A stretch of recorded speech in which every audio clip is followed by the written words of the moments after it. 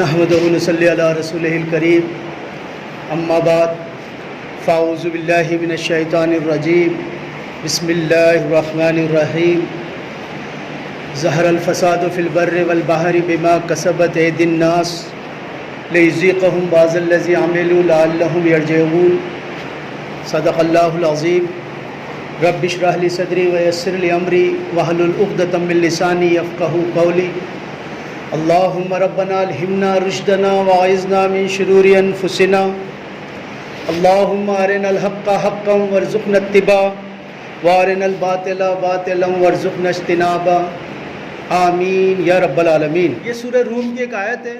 اللہ تعالیٰ اپنے پاک قرآن میں ارشاد فرماتا ہے ظہر الفساد فی البر والبحر بما کسبت ایدی الناس، بحر و بر میں، خشکی تری میں، جل تھل میں فساد رونما ہو چکا ہے لوگوں کی اپنے ہاتھوں کی کمائی کی وجہ سے۔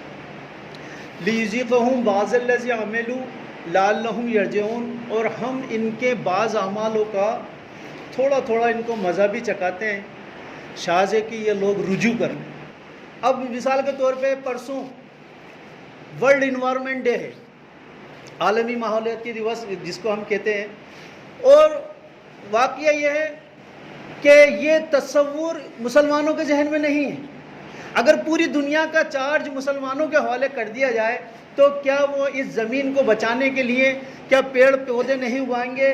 کیا وہ جیو جنتو پکشیوں کی پیاس کا، ان کے کھانے کا انتظام نہیں کریں گے؟ کیا وہ پانی بچانے کے لیے دوسری چیزوں کا استعمال نہیں کریں گے؟ کرنا پڑے گا سر۔ یہ اللہ تبارک تعالیٰ نے جب یہ زمین بنائی اور آسمان بنایا اور پیڑ پودے یہاں اگائے تو اللہ تعالیٰ نے یہ بات کہی کہ اس کائنات کا بنانا زیادہ مشکل تھا انسان کے بنانے سے۔ قرآن کے اندر یہ آیت ہے کہ اس کائنات کو بنانا زیادہ مشکل تھا انسان کو بنانے سے، لیکن اس کائنات کو بنانے کے بعد اللہ تعالیٰ نے اس کا چارج، زمین کا چارج انسان کے حوالے کر دیا۔ وَإِذْ قَالَ رَبُّكَ لِلْمَلَائِكَةِ إِنِّي جَاعِلٌ فِي الْأَرْضِ خَلِيفَةً، کہ اس زمین کا چارج، خلافت تمہیں دے رہا ہوں، اس زمین کا چارج، اس میں ساری چیزیں ہیں۔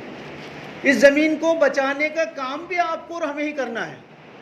ہم یہ سوچتے ہیں کہ شاید یہ ہمارا کام نہیں ہے۔ لوگ اگر کوئی پیڑ لگا رہے ہوتے ہیں تو ہم ہنسی مذاق میں اس کو لیتے ہیں، بلکہ یہ ایک حدیث مجھے یاد آ رہی ہے، ابو درداء صحابی ہیں اللہ کے رسول صلی اللہ علیہ وسلم کے، وہ ایک پیڑ لگا رہے تھے تو کسی نے کہا کہ تم یہ کیا دنیاوی کام کرتے ہو؟ تو انہوں نے کہا کہ تم مجھے ملامت کرنے کے لیے جلدی مت کرو، میں نے اللہ کے رسول صلی اللہ علیہ وسلم کو یہ فرماتے سنا ہے کہ جو شخص پیڑ لگاتا ہے اس کے لیے وہ صدقہ ہے، اور جتنے بھی اس کے اندر سے پشو پکشی کھاتے ہیں یا اس کے اندر وہ رہتے ہیں یا زمین پہ چلنے والے لوگ اس کے پھل فروٹ کھاتے ہیں تو وہ سب صدقہ ہے، اور اس کا پیڑ لگانے والے کو ثواب ملے گا۔ مزید آپ صلی اللہ علیہ وسلم فرماتے ہیں کہ جو شخص ایک پیڑ، ایک پودا لگاتا ہے تو اللہ تبارک تعالیٰ اس کے لیے جنت میں پودا لگا دیتے ہیں۔ یعنی کہ یہاں تک یہ بتایا گیا کہ اگر تمہیں معلوم ہو کہ قیامت آ رہی ہے اور تمہارے ہاتھ میں ایک پودا ہے، پیڑ ہے کھجور کا، تو تم اس کو لگا دو، اللہ تعالیٰ اس کا اجر تمہیں دے گا۔ ایک اور روایت اس طرح بھی ملتی ہے کہ آپ صلی اللہ علیہ وسلم نے فرمایا کہ مسلمان کی مثال پیڑ کی طرح ہے، ایسے پیڑ کی طرح ہے جس کے پتے نہیں جھڑتے۔ وہ کون سا پیڑ ہے؟ تو صحابہ جنگلی پیڑوں کے نام لے رہے تھے۔ حضرت عبداللہ ابن عمر رضی اللہ تعالیٰ عنہ، انہوں نے کہا، سوچا کہ میں بتا دوں شاید وہ کھجور کا پیڑ ہے، کیونکہ میں بچہ تھا اس لیے میں نے بتایا نہیں، بزرگ وہاں بیٹھے تھے، آپ صلی اللہ علیہ وسلم نے فرمایا وہ کھجور کا پیڑ ہے جس کی مثال مسلمان کی طرح ہے کہ اس کے پتے جھڑتے نہیں ہیں اور وہ لوگوں کو نفع پہنچاتا۔ تو پیڑ لگانا، یہ اس کے لیے جاگرتی پیدا کرنا، اس کو بچانا، انوائرمنٹ کو، یہ مسلمان کا فرض ہے۔ بلکہ قرآن میں تقوی کے لیے تو 48 آیتیں آئی ہیں، اور اس پراکرتک کو، اس کائنات کے لیے 700 آیتیں ہیں قرآن کے اندر۔ اِنَّا فِي خَلْقِ السَّمَاوَاتِ وَالْأَرْضِ وَاخْتِلَافِ اللَّيْلِ وَالنَّهَارِ لَآيَاتٍ لِأُولِي الْأَلْبَابِ، کہ ہم نے یہ زمین آسمان کو بنایا اور یہ سورج اور چاند کو بنایا جو ایک کے پیچھے ایک چلے آتے ہیں، اس کے لیے ہوش مندوں کے لیے نشانیاں ہیں۔ اگر یہ پیڑ ختم ہو جائیں گے تو سانس لینا مشکل ہو جائے گا۔ اللہ نے ایک نظام رکھا ہے، جب یہ پیڑ ختم ہو جائیں گے تو جنگلی جانور ختم ہو جائیں گے۔ دیکھیے گدھ آج آپ لوگوں کو دکھتے نہیں ہیں، گدھ نہیں دکھتے، شیر لیپرڈ نہیں دکھتے۔ گدھ جو کہ کوئی سا بھی جانور ہو 20 منٹ میں اس کی لاش کو چٹ کر دیتے تھے، بڑے بھینسا بھی ہو تو اس کو کھا جاتے تھے۔ آج یہ بڑا مسئلہ ہو جاتا ہے کہ کوئی جانور مر جاتا ہے تو اس کو کیسے اٹھائے۔ تو یہ سب کیا ہے؟ کئی جاتیاں جو ہیں ان کی ختم ہو چکی ہیں جیو جنتو کی۔ پیڑ لگانے کی اتنی فضیلت بتائی، پانی بچانے کی اتنی فضیلت بتائی۔ پانی کا تو اللہ تعالیٰ قرآن میں فرماتے ہیں کہ ہم نے ہر جاندار کو پانی سے بنایا۔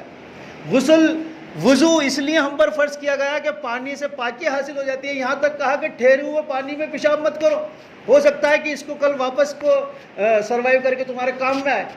اللہ کے رسول صلی اللہ علیہ وسلم نے روکا ہے، پانی بچانے کے لیے کہا گیا۔ مزید آپ یہ دیکھیں کہ جانوروں پہ رحم کرنے کے لیے کہا گیا کہ ایک عورت کو صرف اسی لیے جہنم کی بشارت دے دی کہ اس نے بلی کو باندھ کے رکھا، اس نے کیوں چھوڑا نہیں، اور کتے کو پانی پلانے پر جنت کی بشارت دے دی۔ ایک بار نبی صلی اللہ علیہ وسلم ایک باغیچے میں گئے تو وہاں پر ایک اونٹ دہاڑے مار کر رو رہا تھا۔ آپ صلی اللہ علیہ وسلم اس کے قریب گئے اور اس کے کندھے پر، اس کے گردن پر ہاتھ پھیرا، وہ اونٹ خاموش ہو گیا۔ تو آپ صلی اللہ علیہ وسلم نے فرمایا کہ کون ہے اس کا مالک؟ ایک صحابی دوڑے آئے کہ میں اس کا مالک ہوں، کہ تمہارے اونٹ نے مجھ سے شکایت کی کہ تم اسے زیادہ ہانکتے ہو اور اس پر زیادہ وزن ڈالتے ہو، کیا تم اس پر رحم نہیں کرتے؟ تو جانوروں پر بھی رحم کرنا، پانی کو بچانا، پیڑ پودے لگانا، یہ بھی مسلمانوں کا کام تھا جو یکسر فراموش کر چکے ہیں ہم لوگ۔ بلکہ اگر کوئی گنگا کی صفائی ہو رہی ہو یا ہمالیہ کی صفائی ہو رہی ہو تو مسلمان یہ سوچتا ہے یہ تو ہمارا تو کام ہے نہیں، تو ان کے پوتر کام ہے۔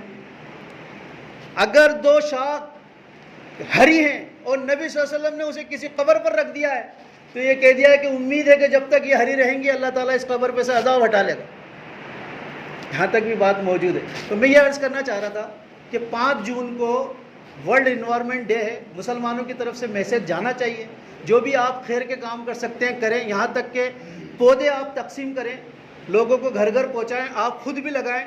اس جیون میں سنیچر کے دن عصر کی نماز کے بعد ہم نے یہ طے کیا ہے کہ چوپڑ پہ ہم ایک شرنکھلا بنائیں گے جس میں بینر ہوں گے، تختیاں ہوں گی پیڑ پودوں سے متعلق، کہ بھئی عید دیوالی پہ گھر سجاتے ہو تو کیا پریاورن دیوس پہ پیڑ بھی لگاتے ہو، اس طرح کے اس پہ کچھ نعرے وغیرہ لکھے رہیں گے۔